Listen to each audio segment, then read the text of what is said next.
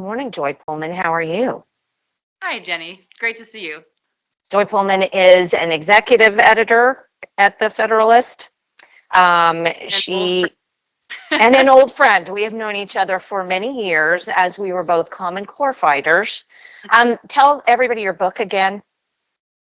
well, several, but the one related to that's called The Education Invasion.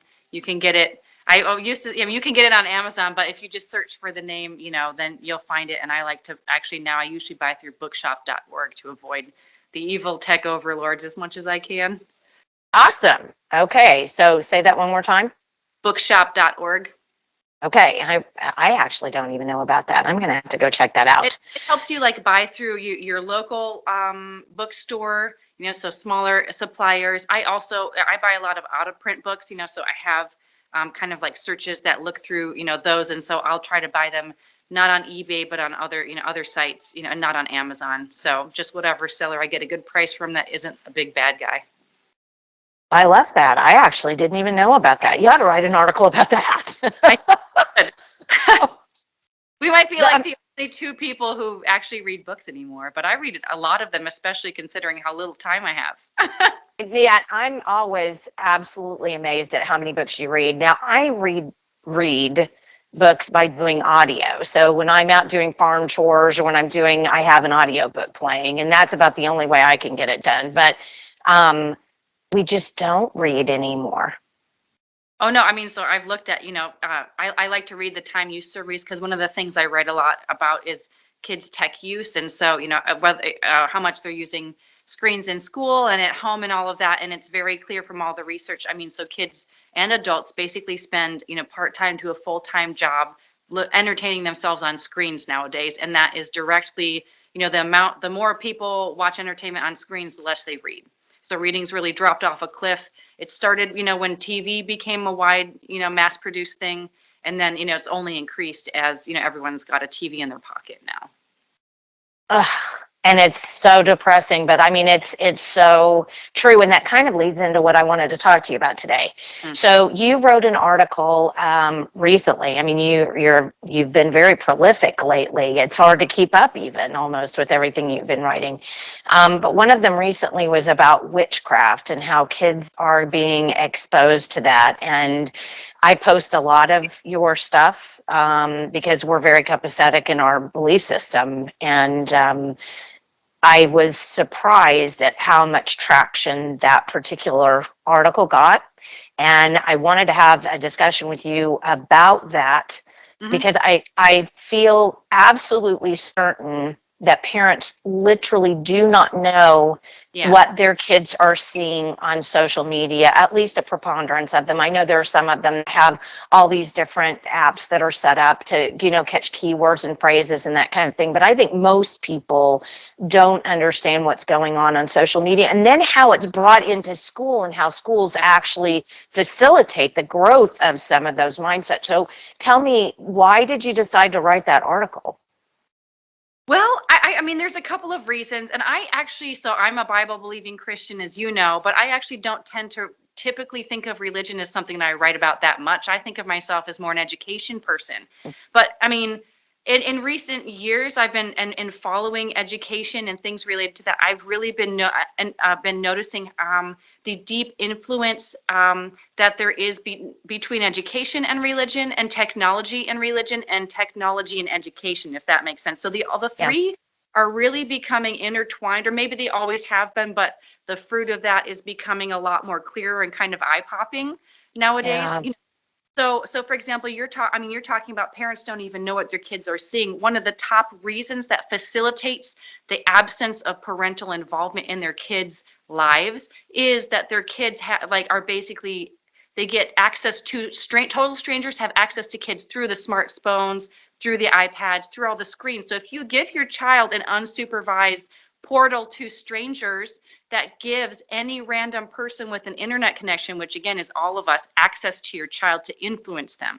And you can very typically, parents very often have no idea, and it's really, really bad. It's to the point where, I as a parent, would never, never, never give my kid an unsupervised, cell phone, iPad, anything. I would wait really until they're adults, till they're driving cars, and maybe they need it for a job or something.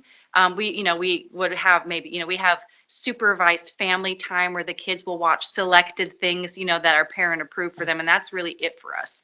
And that's because, let's talk about this really the kind of rise of a witchcraft among young people. People have been, kind of demographers have been looking at that, following that trend of really increased paganism, as well as not just so a couple of years ago, what we were really talking about religiously were the nuns, and that's not nuns, like the Roman Catholic nuns. That's people who typically used to be came from a Christian home, or their parents were kind of loosely attached to some kind of Christian church. They maybe went a couple times a year, whatever, or they brought their kids to the activities, but they didn't go on Sundays or whatever.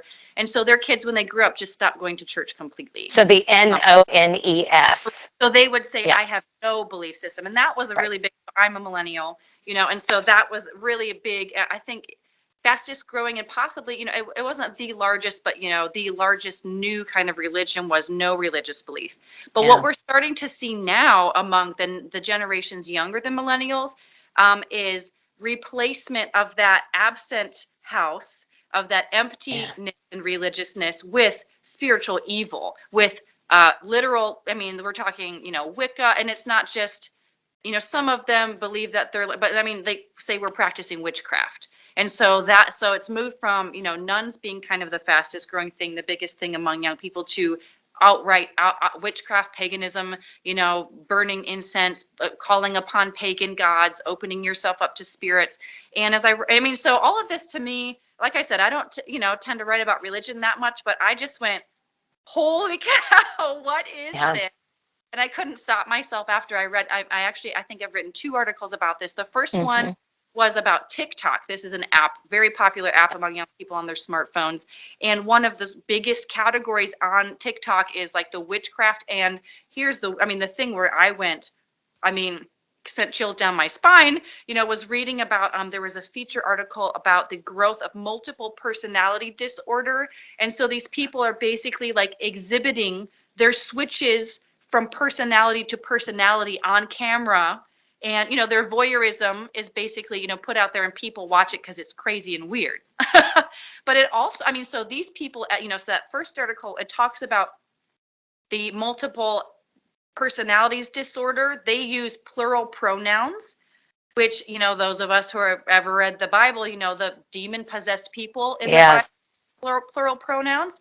we And are. Mhm. Exhibit strange sexual interest and proclivities. They say that they're multi-gender, there's that whole connection. And that's the same thing, as this recent article we're talking about. Washington Post profiled a young teenage witch. She calls herself Yes. a witch. She lives in the suburbs of Virginia, and she also considers herself non-binary. So there's this, intersection of this sexual multiplicity and confusion with openly now with demonic possession. And when I was growing up as a kid, if you said something like, weird sexual behaviors are demonic, you would be totally shut down. Such a crazy person. How could you say that? You're slurring people.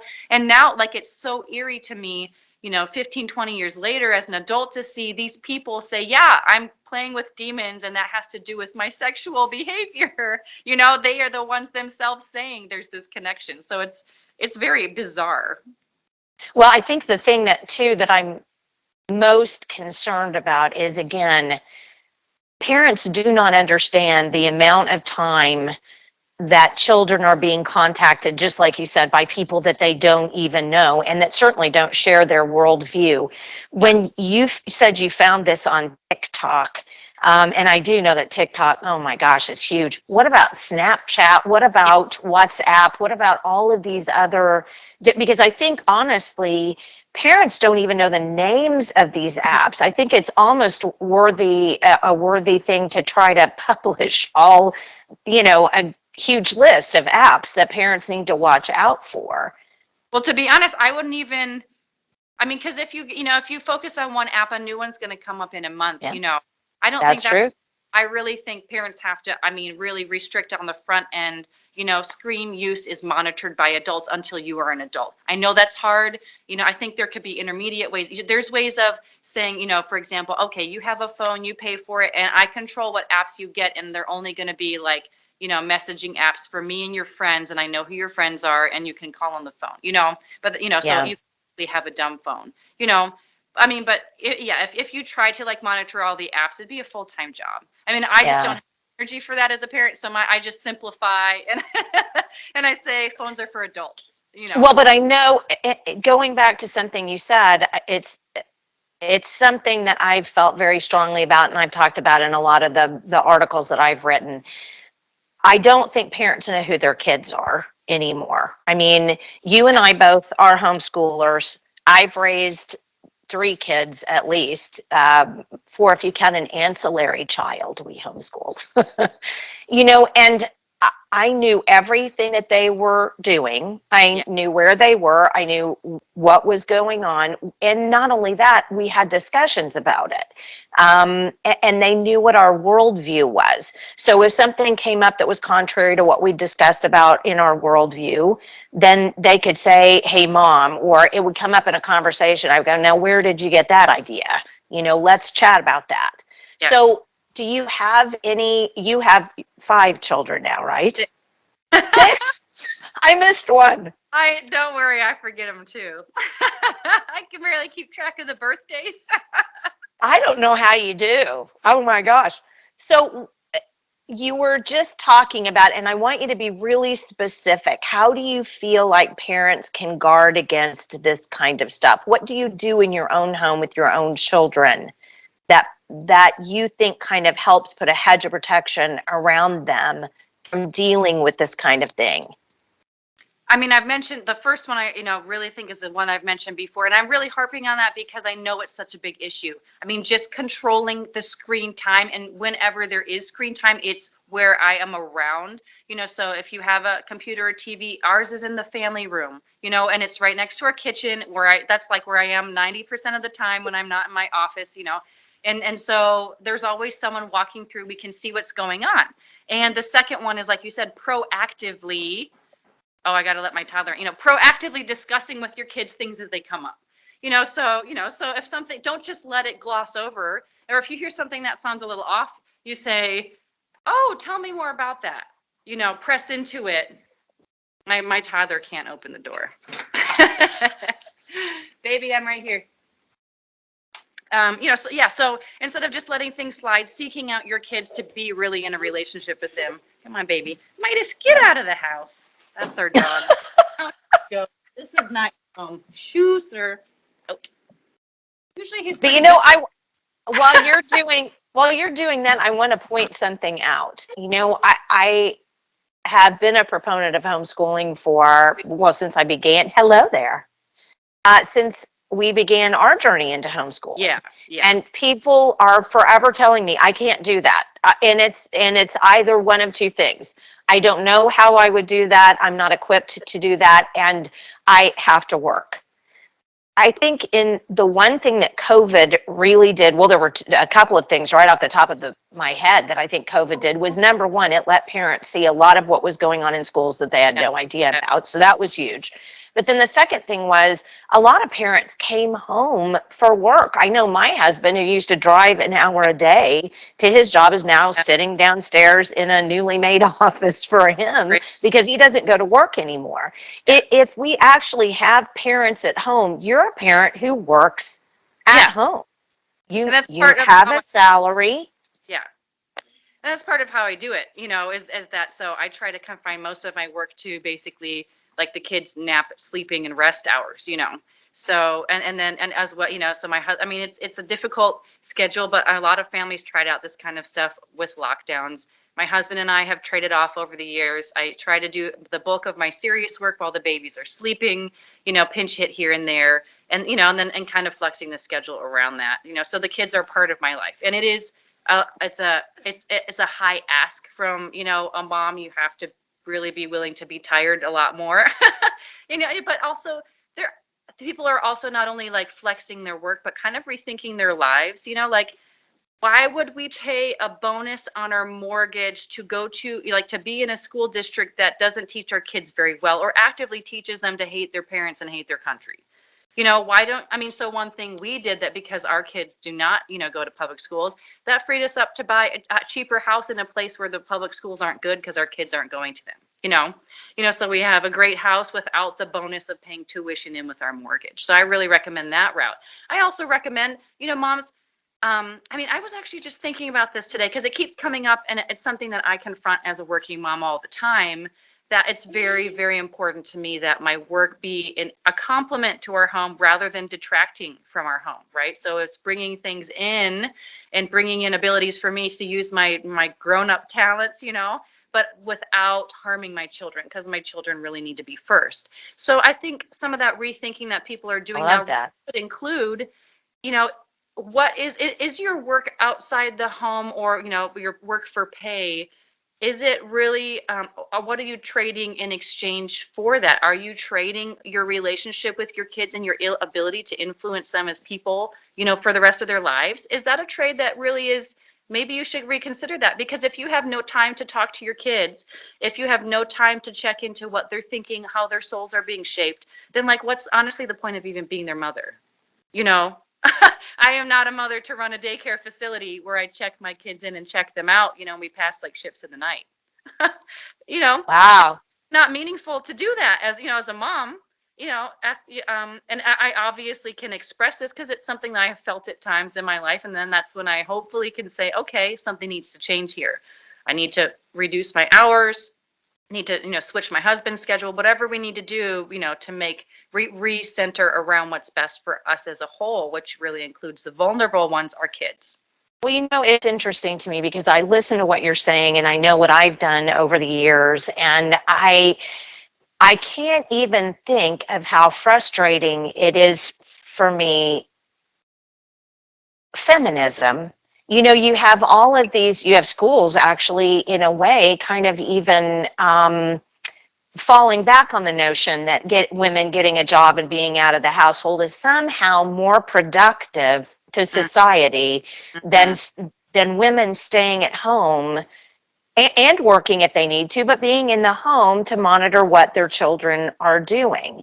I don't, how we've Like, it's come so far. completely unparented children, which is really what we have right now. Completely unparented children are the Yes, masses today, and they yes, are a major social problem. They maybe are the source of, like, almost all of our social problems, right? Children who don't have a parent there, like, to filter, to basically, in education, as you probably know because you've been a teacher, they call it scaffolding. But what a grown up does is basically, like, attaches the child's mind to your own and teaches it how to be an adult. So right. when your interactions with the child, you're helping them grow and mature. And so if you see 25, 30-year-old people who are not grown and mature, you can look back to nobody was there for them, helping their brain and helping them get the growth that they needed from an adult mentoring them. And what an adult Well, mentor is a parent. And so we have exactly. all of these infantile human beings, these emotionally distraught people who, haven't had the parenting. And then what do we pay in taxes? We need all these social programs, la la la. And if the children had had their moms and dads caring about them and with them, present for them during their growing years, then we wouldn't be facing, basically, honestly, societal collapse. Well, it's interesting because I got really kind of agitated about something this morning. Everybody who is listening this, who knows me, will know that that's the way it works. And so I pounded out something on my phone keyboard about the fact that I've been doing a lot of talk and writing about social emotional learning. Oh yeah. And one of the things that is the selling point for social emotional learning is that we're going to teach these kids grit. We're going to teach them perseverance. We're going to teach these things which are not teachable concepts. It's just like you said, the only way to teach those concepts to children is not through a curriculum. It's putting them into situations that Yeah. will help them develop those skills, those things. And the only way that you can do that is by putting them in situations that providing homework that's developmentally appropriate, but that challenges them, that makes them find the joy in going, wow, I didn't even know I could do that, and I did that. We're not doing that today. Parents will complain and say, well, that's too much homework, and well, I don't like that assignment. Well, you know what? You want the schools to take over all of your jobs, but yet you don't want, even when they do take over that job, you don't understand what that looks like, so you can't be okay with it. And that's such a frustration, because we keep dumbing things down and dumbing things down, and all we're doing is dumbing down children, when instead the alternate route is the best way. Push them, make them really work at it. Do that in sports, but we can't do that in education. It's such a frustration. It's a huge frustration. And I was part of the thought I was thinking about this morning related to this was how our nation's fiscal situation, which, as you and probably our listeners would know, is atrocious. What we've basically done is It's just zeros. yes, we've been It's eating just the seed zeros. corn, for the past 50, 60 years. But I was thinking how that's kind of a metaphor also for our society. So when you don't have people there nurturing human beings, the next investing in their lives as humans, giving them that firm grounding, that emotional stability, that character development, that really it's a parent local, it's a parent responsibility. Schools can, when they do it there, it's like a Band-Aid on a bullet wound, they just Yeah. can do it so well. Yeah. So what we've been doing is just compounding that generations of depriving each subsequent generation, and then we look around and say, why are we not a self-governing country anymore? Why do we have people who sit on their butts on couches and watch TV all the time and do nothing and won't stand up and complain when their government is oppressing them? It's because they've been trained to be like that. You cannot have self-government, as a nation, if you don't have self-government in your homes, which starts with parenting your own children. Exactly. And one of the reasons why I quit teaching years and years ago in public school is my mom, who was a 30 plus year public school teacher. She and I both, retired at the same time. And part of it was the whole trophy generation thing. In the late 1990s and the early 2000s, there was this push, because there's always some kind of new educational fad, and there was this push to make sure that kids were being nurtured and their self-respect was being nurtured by giving them trophies for doing nothing. Oh, well, hey, you ran that race, you came in last, but you ran it. Okay, well, there's some tenacity there, but you can't learn tenacity, you can't learn self-government, you can't learn any of these things that are intrinsic to human ideals if you're not striving. And we just don't strive anymore. We're not given a reason to strive. Well, and you do you know know it what people, the reason that they strive and they make motivation is for love and for relationships. There's Yeah. someone who loves them and they are doing the hard thing for that person they love, their mom, their dad, their teacher, if there is, yeah, or they're a parent and they're doing that hard thing of doing the parenting, which I know that it is hard, it's annoying, right? To have me be on a phone call and I have, 3 babies cycling through here and knocking on the doors and asking for snacks and eating naps, right? But like, that's my job. It's annoying, right. but I'm doing it because I see the meaning in that, and I'm doing it because I think it's best for them. So it's a hard thing, but we do it for love. And so people who don't have any love built into their life, they have no motivation built into their life. So young men, so for example, there's a lot of young men checked out of the workforce right now, Yep. able-bodied young men, Mhm. passing by. They don't, they haven't had the love investment in their life. Of also, especially, someone kicking their butt and being like, I love you enough to say, get your butt off that couch and get a That's job. right. But are Hmm. they also like, they don't have the prospect of a young woman to love and to advance and strive to show off for her so that she will consider them worthy of her affections, you know? Um, so you could just apply this to just, about any social, problem, but, so we just, they slap on a program. Programs are not going to fix a complete love deficit. And, and there's this huge resistance to talking about all of the things that we've been talking about here because it is really a shame on us that, that our hearts are so cold, that they're so lazy, that they're so, that we want to have creature comforts without putting in the work for it. And we're still, again, we're eating out the seed corn of the previous generations, all of their technological advancements that they did for love. But there's going to be a point at which we're going to start reaping, what we haven't sown. We're going to be having cultural famine, and that's already started. Well, and it's interesting to me that you use the word annoyed, annoying, that having your kids around are annoying. That to me, I used to love Christmas songs, but there was one Christmas song and it says, and mom and dad can hardly wait for school to start again. Yeah. Remember that? Yeah. And I used to think to myself, why would mom and dad hardly be able to wait for school to start again? If you didn't want to have your kids around, then why did you have them?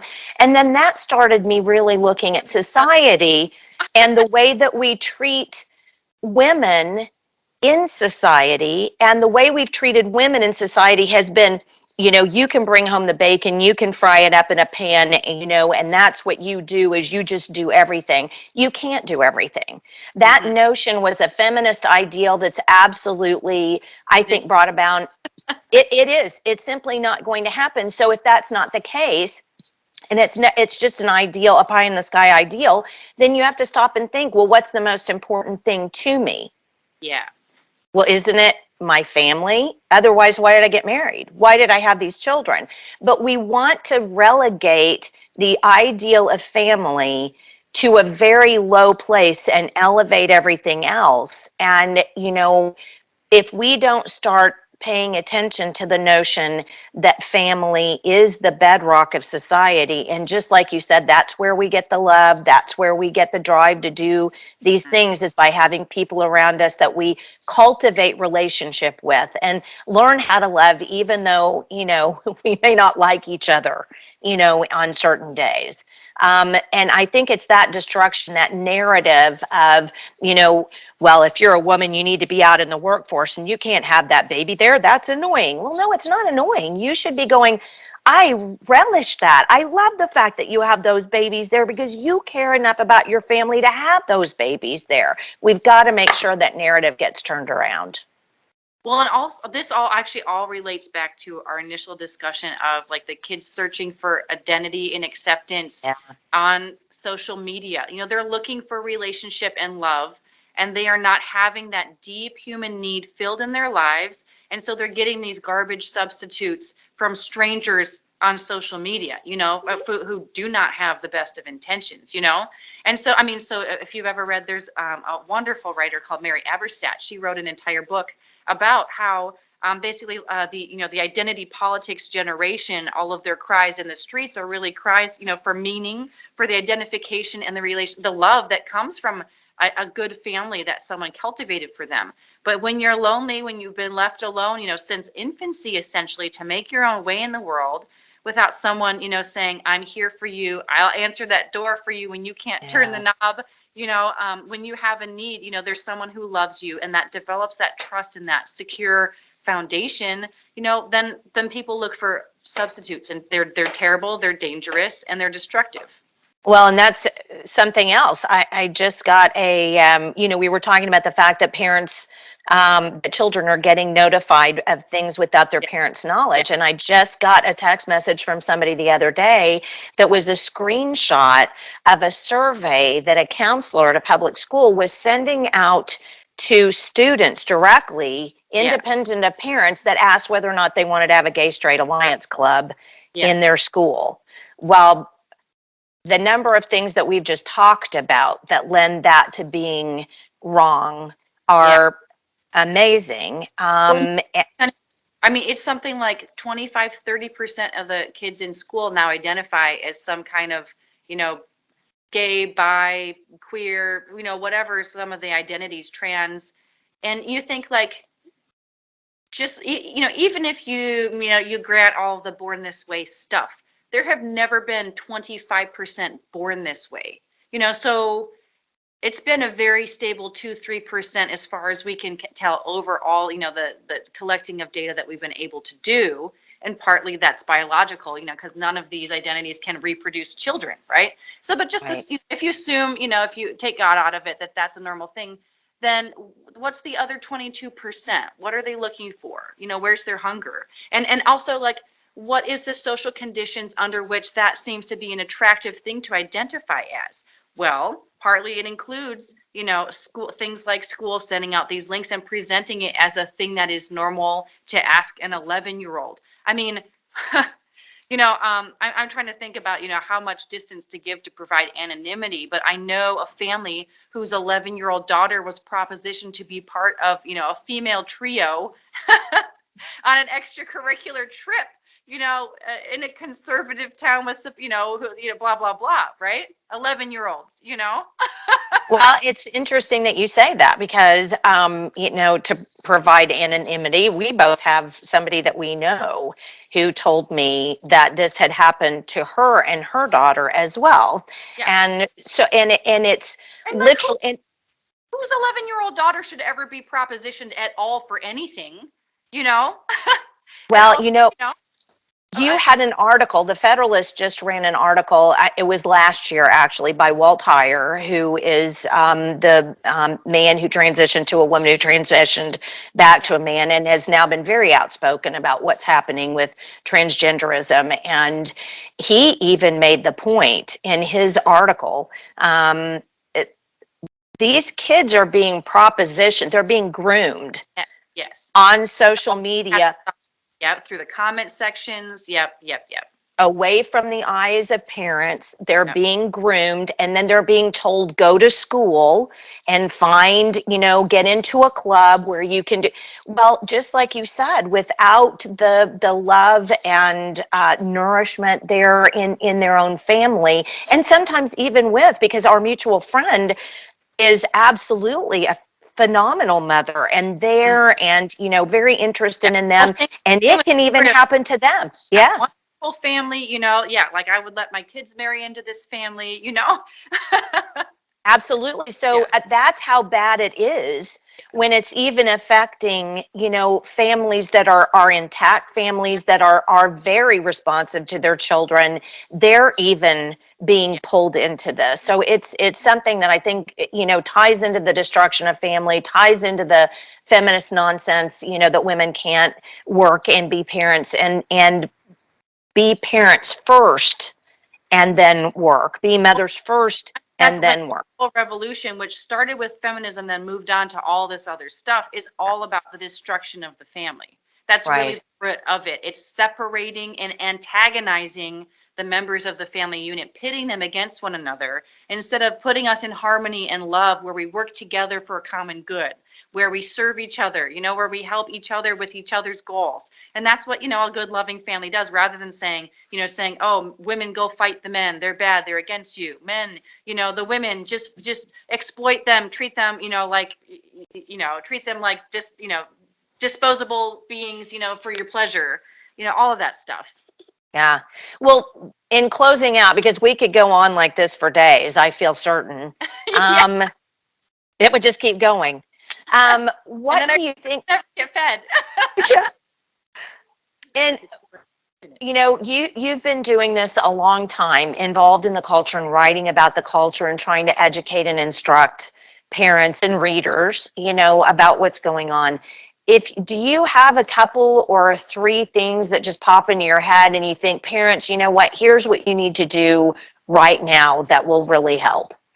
Yeah, I would totally dial back if you already have kind of let the text, thing out of the bag.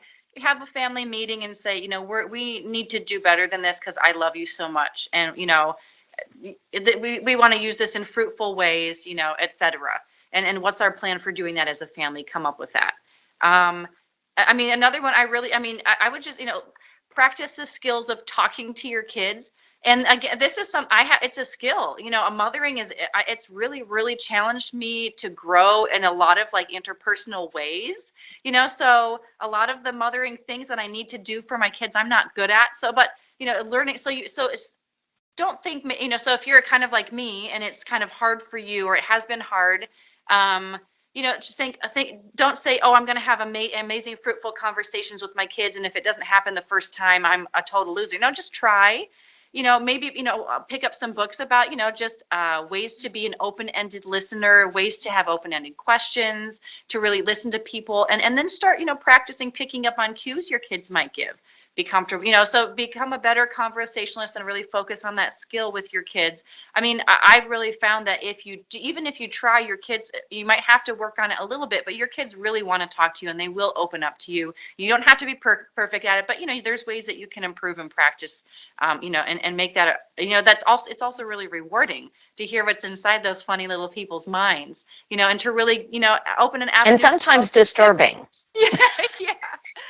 I mean, so those are, I mean, I also think, in this really, really hostile environment that we're in, people really cannot go it alone. Your family, you need to find very, good, like-minded friends, even 2, 3 other families who share your values. And we're not talking about just kind of surface level conservative or Christian, but really, we say at the Federalist, know what time it is, are aware of this hostility, really, or want to dial into their kids and feed into those relationships and be a connected family and really focus on that intentionally. I mean, even if you're in a place, where it seems to be sparse, there's at least 2 or 3 other families you can find that you can have fulfilling relationships to strengthen your family and be intentional about spending time. So one family that some of our very good friends, we just made it automatic where every other week we trade dinners at each other's houses, so Okay. that we don't have to go through all the hassle of setting up the schedule all the time, and checking with each other, forgetting to do it, so do it maybe with a play date, with a coffee date with other moms, whatever the case is, but really look for your community, even if that community is a couple other people, it really, really makes a difference. Well, let me ask you this as a follow-up to that. I know that there are people right now who are feeling desperately alone. I Yeah. mean, it was a real interesting thing to me. I met a group of Christian ladies just recently who kind of took the red pill, if you will. I mean, I don't know how else to fix it, but just kind of woke up and went, Yeah. oh gosh, wow. They're having a hard time not feeling alone because they were in communities in relationship with people who have not awakened Yeah. to their, and so they're feeling kind of really alone. How do you suggest that people go about finding other families to get involved with? Do you have kind of any kind of a magic, I don't want to use the word magic, any Yeah. kind of, I mean, to be honest, if you're a Christian person, just pray and ask God, right? Dear okay, Lord, I would love to have 1 or 2 friends that I could really be honest with.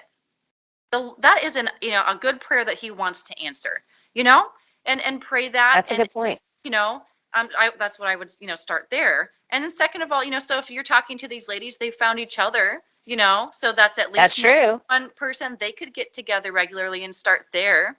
So again, if you find someone, try to hold fast to them, right? If I don't know about you, but it's kind of like coming out of the closet.